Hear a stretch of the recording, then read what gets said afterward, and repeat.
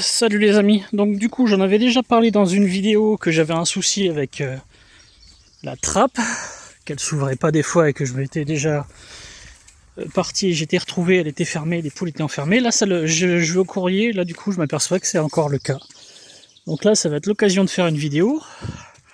Là il fait jour, donc le détecteur normalement lui dit de s'ouvrir et qu'est-ce qu'il y a? Elle s'ouvre pas. Donc si vous avez des poules enfermé là-dedans, du coup sans bouffe, sans nourriture, sans rien, et puis on peut rien poser parce que du coup le sol en fait c'est ça là, et puis ça c'est super fragile, enfin c'est de la tôle c'est de la tôle en aluminium fine, vous pouvez pas mettre quelque chose de lourd dessus, sinon c'est mort. Donc bah là vous avez la preuve, hein, du coup la trappe n'est pas ouverte. Alors qu'est-ce qu'il nous dit?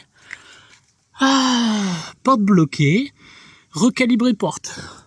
Oui, mais si je suis parti je pars généralement rarement longtemps, mais quelqu'un jette ça en fait, du coup il part en vacances 2 semaines, il revient, il n'y a plus de poules, hein, tout est crevé, tout est décomposé là. Donc du coup on peut pas poser de flotte, on peut pas poser de nourriture à l'intérieur à cause du plancher en aluminium, où c'est une feuille d'aluminium. Donc moi du coup comme il y avait ça là, du coup c'est pour ça que je leur mettais l'eau ici, parce que là l'eau il y a un petit fond en bois qui est quand même beaucoup plus solide que le. Mais bon, voilà quoi, les poules enfermées. Donc je vais être obligé de recommander. Du coup, je vais recommander la. Alors ça me l'a fait. Avant, j'avais le modèle Zen Farm. Le modèle Zen Farm, il indique pas de porte bloquée, il s'ouvre pas, et puis en gros c'est mort. Je suis passé sur le truc Chicken Guard parce que du coup, grosse marque, bien réputée, beaucoup l'utilisent. Ça me fait le même délire. Pourtant, porte bloquée, donc normalement, il est même pas tendu déjà le câble là. Il est pas bloqué, hein. Par contre, ouais, il se détend le câble, c'est chelou quoi. Bon, on va recommander la porte de la même marque que ça, parce que peut-être que c'est ce système-là qui est foireux. Donc moi, il est légèrement sur le côté, parce que quand je le mets en biais, du coup, ça part en biais. Donc là, il fallait qu'il soit droit, en fait. Mais là, il est même pas tendu, rien. Donc, parce que là, si je puis dessus recalibrer, ça va le recalibrer, mais ça va recommencer.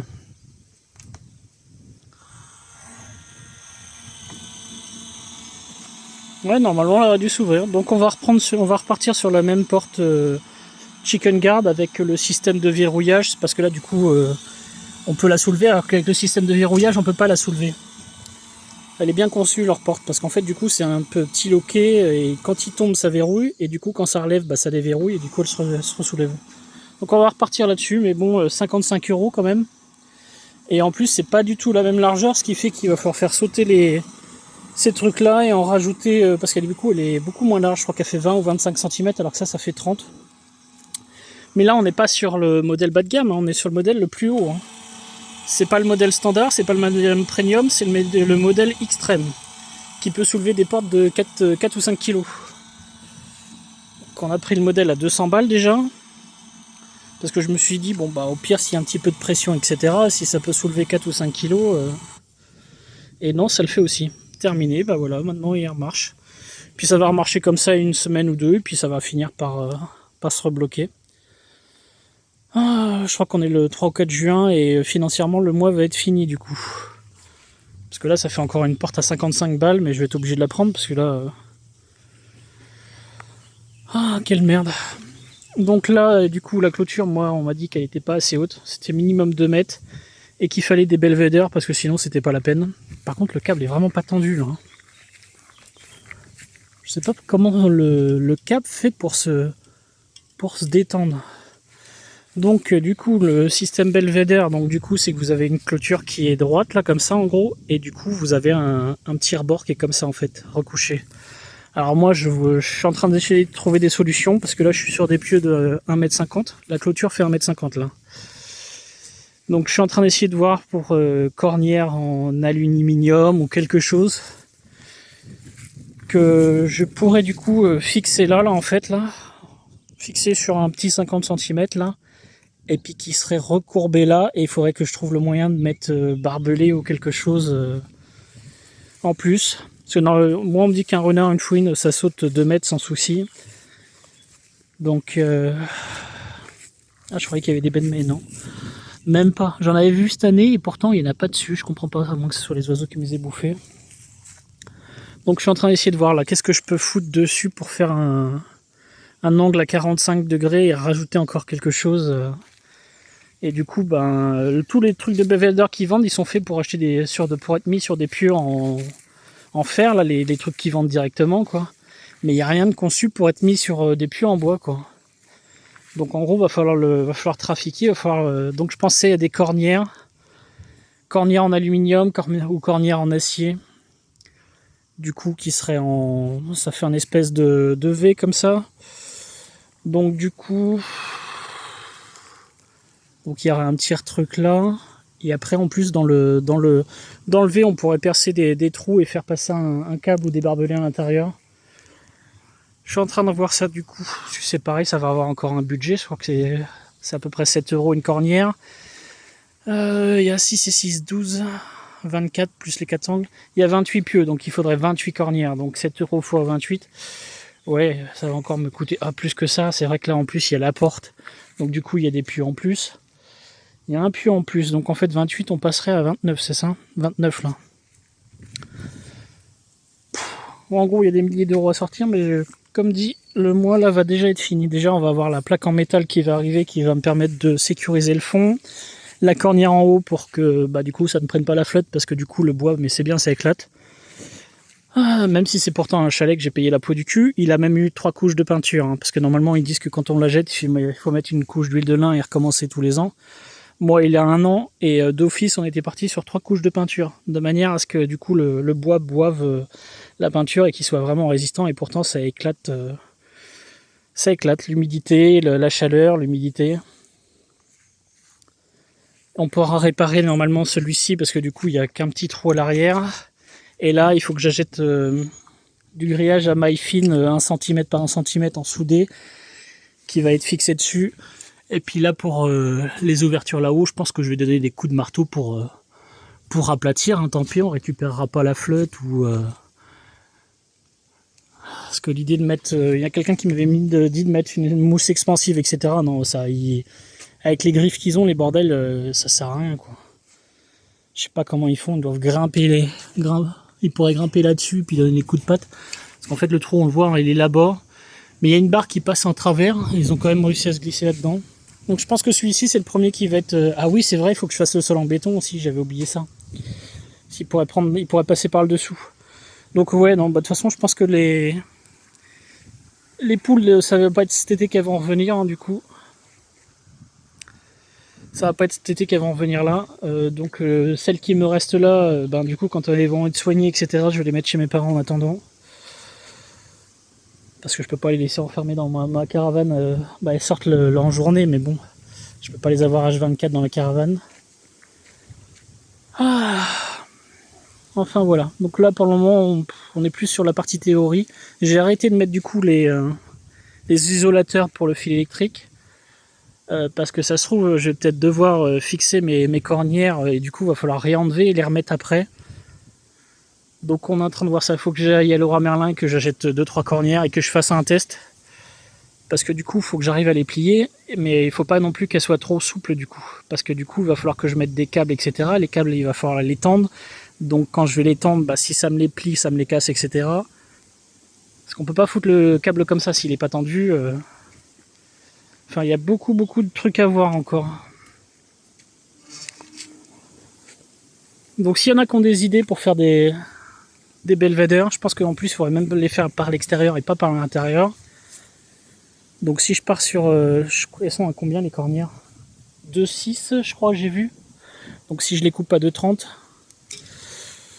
non, elles sont à 2,6 donc ça ferait 1,30. 1,30 donc ça fait 50, ça fait 60. Donc 60 cm où ça serait fixé là, en gros. Et puis à partir de là, du coup, faire un pli à 45 pour que ça remonte comme ça. Tout le long. C'est l'idée que j'ai trouvée. Je vois pas trop comment faire autrement.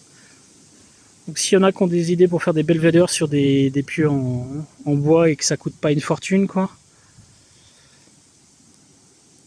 Mais il faut que je regarde plutôt les cornières en acier. Je pense que l'aluminium ça va être beaucoup trop tendre, ça va être trop fragile. En sachant qu'en plus le terrain est pas de niveau, il est en pente. Donc ici on sera plus bas que là-haut. Ouais, je vais en acheter 2-3 et je vais faire un test et puis on verra ce que ça donne. Donc là, on a des gros bobines en 400 mètres. Je crois qu'il y a 3 en 0,2 et 3 en 0,25. Parce que du coup, je crois que c'est cuivre. Ouais, non, ou inox, je sais plus. En tout cas, j'avais pris du bon. J'avais pris du bon. 400 mètres, ça devrait le faire puisque j'ai 3 x 60. Ah non, il y a aussi une 4 x 60. Puis après, j'aurai des petits trucs comme ça là à mettre sur certains endroits. Là, on va pas pouvoir en mettre. Je pense pas. Faut que je fasse le test, voir si je peux en mettre. Et puis c'est pareil, du coup, il y a l'herbe. L'herbe ne doit pas toucher les câbles. Donc il faut que je voie pour acheter des espèces de... Comme ça, mais en plus petit. Ça, c'est du 50-50. Je peux pas. Surtout que du coup, faudrait que j'en mette à l'intérieur et à l'extérieur de manière à empêcher l'herbe de pousser, que ça touche pas les câbles et que ça décharge pas les batteries. Sinon, après le câble, du coup, il servirait plus à rien. Une fois que les batteries... Puis en plus, si les batteries sont vides, le poulailler ne s'ouvre plus. Donc, parce que tout va être raccordé sur la même batterie, en gros. Il y aura beaucoup de choses sur la batterie, donc heureusement qu'il y a le panneau de 150 qui d'ailleurs va falloir que je le retourne parce que du coup toute la partie électrique va être mise dans un petit truc en plastique qui va être mis derrière parce que là il y a trop de trucs à mettre.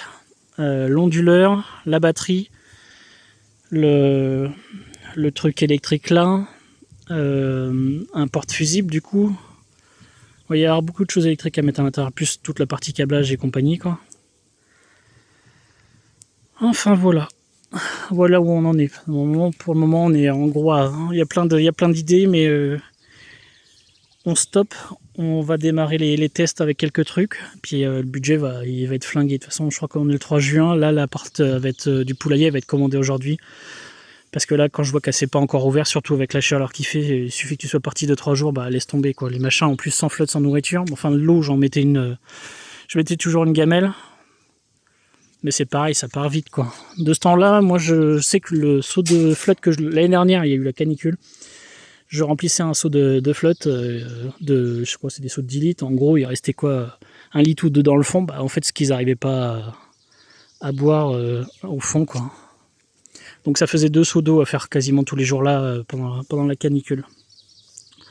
Donc là, canicule, si en plus les bordels sont fermés. Il y a vraiment beaucoup de défauts sur leur truc et compagnie, moi je trouve. Que ça soit le chalet, que ça soit la porte automatique. Il pourra mettre, je sais pas, de toute façon même mettre un beeper sonore, de toute façon ça changerait rien. Puisque si on n'est pas là, ça peut biper ou quoi que ce soit. Et après, la laisser ouverte quand il y a un défaut, après, du coup ils restent pas enfermés dedans, mais ils vont se faire bouffer si jamais il y a des fouines ou quoi que ce soit. Donc... du coup, ça c'est pareil, il faut qu'on le dégage, il faut pas qu'il soit collé à la clôture parce que sinon il pourrait grimper dessus et puis du coup sauter par-dessus. Donc du coup l'idée de l'avoir mis là, c'était une bonne idée avant les fouines et les renards, enfin peu importe ce que c'est. C'était une bonne idée avant mais ça ne l'est plus maintenant. Donc du coup j'en ai un deuxième, le deuxième va être conçu à l'intérieur, ce qui fait que du coup il sera protégé. Et puis cette petite cabane là elle est bien, c'est pareil, sauf que du coup il peut pas y avoir de porte automatique, etc. Donc quand on n'est pas là, je peux pas les enfermer dedans. Donc s'ils sont en plus là-dedans et en plus dans le truc, si le truc est bien sécurisé, bon, ça devrait peut-être le faire. De toute façon, l'idée de reprendre des oies est complètement annulée, hein. On va